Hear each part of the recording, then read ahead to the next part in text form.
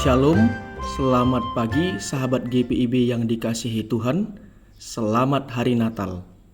Perkenalkan, nama saya Pendeta Banisman Zai, Ketua Majelis Jemaat di GPIB Margahayu Rasaujaya di Kalimantan Barat. GPIB Margahayu Rasaujaya mempunyai 3 wilayah pelayanan. Yang pertama, Gereja Induk di Kecamatan Rasaujaya. Kemudian Pospelkes Bethesda Pinang Luar di Kecamatan Kubu dan Pospelkes Shalom Pasir Putih di Kecamatan Teluk Pakedai. Sahabat GPIB, saat ini marilah kita merenungkan firman Tuhan. Sahabat GPIB yang diberkati Tuhan, sebelum kita membaca firman Tuhan, marilah kita bersatu di dalam doa. Ya Tuhan Allah Bapa Pencipta, Allah yang kami sapa di dalam Yesus Kristus Sang Juru Selamat, di hari Natal kedua ini, kami akan membaca dan merenungkan firman-Mu. Tuntunlah kami dengan kuasa Roh Kudus-Mu, sehingga kami dapat mengerti dan bersukacita dalam firman-Mu. Di dalam nama Yesus Sang Firman yang hidup, kami berdoa. Amin. Injil Yohanes pasal 1 ayat 29-31 yang menyatakan, keesokan harinya Yohanes melihat Yesus datang kepadanya dan ia berkata, "Lihatlah anak domba Allah yang menghapus dosa dunia. Dialah yang kumaksudkan ketika kukatakan, sesudah aku akan datang seorang yang telah mendahului aku, sebab dia telah ada sebelum aku. Aku pun dulu tidak mengenal dia, tetapi untuk itulah aku datang dan membaptis dengan air, supaya ia dinyatakan kepada Israel." Demikianlah firman Tuhan. Sahabat GPIB yang diberkati Tuhan, mari kita mendengarkan perenungan firman Tuhan sambil turut merasakan sukacita perjalanan pelayanan ke salah satu pospelkes yang dilayani GPIB Margahayu Rasaujaya. Sahabat GPIB yang dikasihi Tuhan, kemarin kita telah merayakan hari Natal dengan penuh sukacita. Ada pohon Natal yang terang, lagu-lagu Natal yang merdu, makanan yang enak, berbagai kue manis, dan hangatnya berkumpul bersama keluarga. Namun hari ini di Natal kedua, firman Tuhan mengajak kita melihat lebih dalam makna Natal Kristus. Dalam satu postingan di sosial media, saya tertarik dengan satu gambar Natal yang unik. Ada gambar pohon Natal yang berdampingan dengan salib. Tulisannya, "The Reason for the Season." Ini merupakan ungkapan yang artinya alasan utama di balik perayaan ini. Ada juga gambar lainnya yang muncul bersamaan dengan ungkapan itu, yaitu krans bunga Natal yang berbentuk lingkaran yang biasanya sahabat GPIB gantung di pintu rumah. Tetapi bagian yang berwarna hijau hanya setengah lingkaran saja, setengahnya lagi gambar mahkota duri. Ungkapan "The Reason for the Season" mengingatkan umat Kristen di seluruh dunia bahwa perayaan Natal itu ada karena Yesus hadir ke dunia. Kehadirannya itu bukan untuk bersenang-senang, tetapi untuk menderita karena dosa manusia. Sukacita Natal muncul bukan karena pakaian atau makanan, tetapi karena Yesus sudah menebus hidup kita. Jadi, Natal bukan hanya tentang Yesus yang lahir, tetapi alasan mengapa ia lahir. Mari sahabat GPIB kita menelaah pembacaan Alkitab pada hari ini. Ketika melihat Yesus, Yohanes Pembaptis berkata, "Lihatlah anak domba Allah yang menghapus dosa dunia."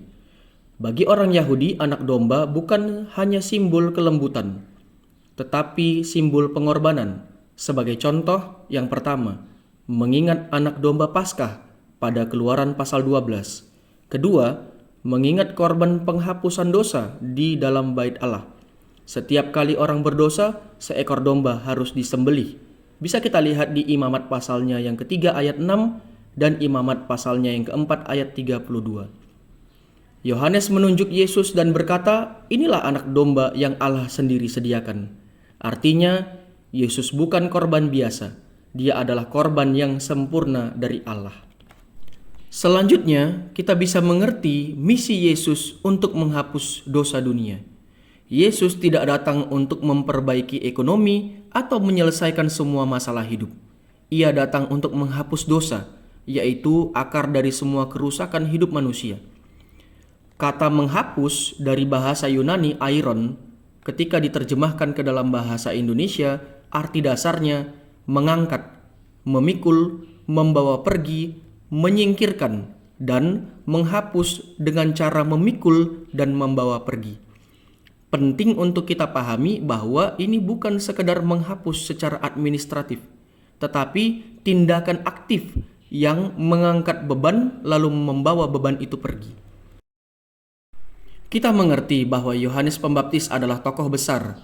Dia memiliki banyak pengikut, namun dalam ayat 30 ia berkata dengan rendah hati, "Ia telah ada sebelum aku." Melalui perkataan ini, Yohanes Pembaptis mengakui bahwa Yesus memang datang sesudahnya dalam sejarah, tetapi telah dan tetap menjadi yang utama. Karena Yesus sudah ada sebelum Yohanes, ini menunjukkan praeksistensi dan keilahian Kristus. Jadi, meskipun Yesus lahir setelah Yohanes Pembaptis, dia tetap menegaskan bahwa Yesus lebih besar, lebih mulia, dan kekal. Dalam ayat 31, Yohanes Pembaptis mengakui bahwa dia tidak mengenal Yesus sebagai Mesias oleh dirinya sendiri. Tetapi melalui baptisan yang ia lakukan, Allah menyatakan Yesus kepada Israel sebagai Mesias yang dijanjikan. Yohanes Pembaptis menyadari tugas utamanya, yaitu untuk menunjukkan Yesus kepada dunia. Dari pernyataan Yohanes Pembaptis ini kemudian kita menyadari bahwa Natal Kristus bukan tentang seberapa megah ibadahnya, seberapa indah dekorasinya, atau seberapa ramai yang hadir, tetapi tentang apakah Kristus sungguh dinyatakan melalui pelayanan kita.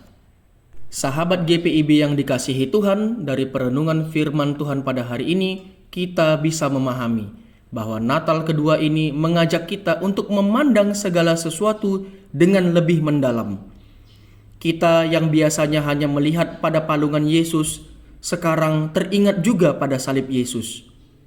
Kita yang biasa sibuk dengan perayaan Natal, sekarang lebih mengutamakan pertobatan. Kita yang biasanya terkurung dalam tradisi Natal, sekarang merdeka karena sudah menemukan Mesias yang sejati.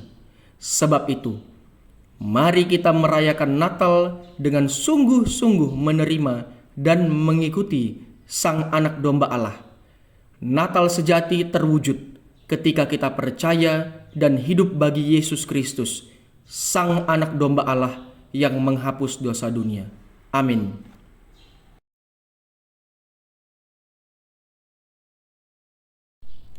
Sahabat GPIB yang dikasihi Tuhan, untuk menutup perenungan firman Tuhan pada hari ini, marilah kita berdoa.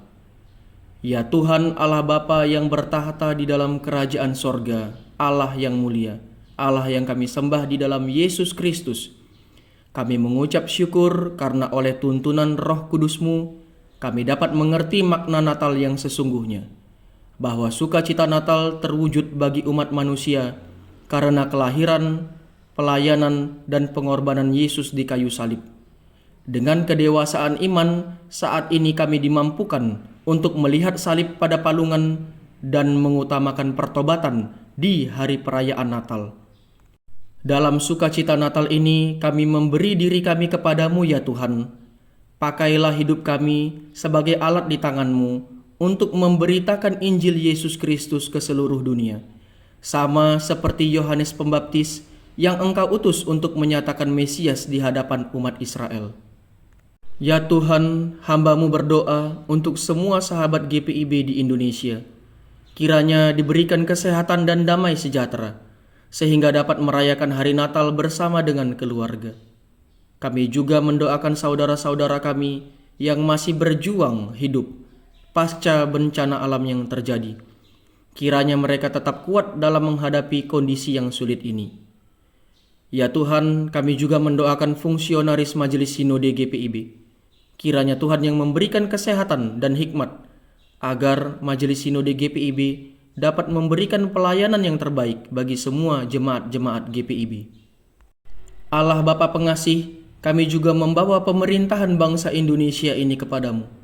Kiranya Tuhan mengaruniakan hikmat bagi para pemimpin bangsa ini, sehingga mereka mampu untuk memimpin rakyat Indonesia pada kehidupan yang adil, makmur, dan sejahtera.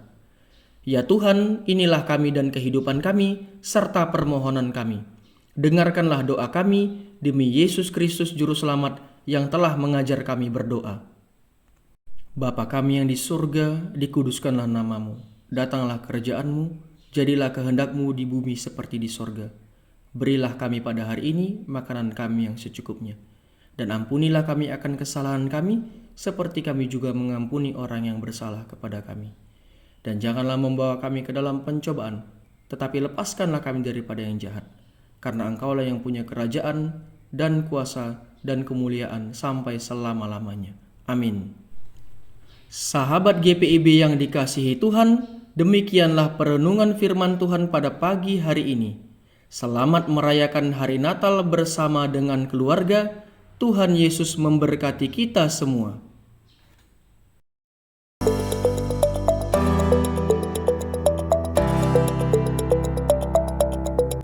Halo sahabat GPIB, tidak terasa kita akan segera memasuki tahun pelayanan yang baru tahun 2026 nih.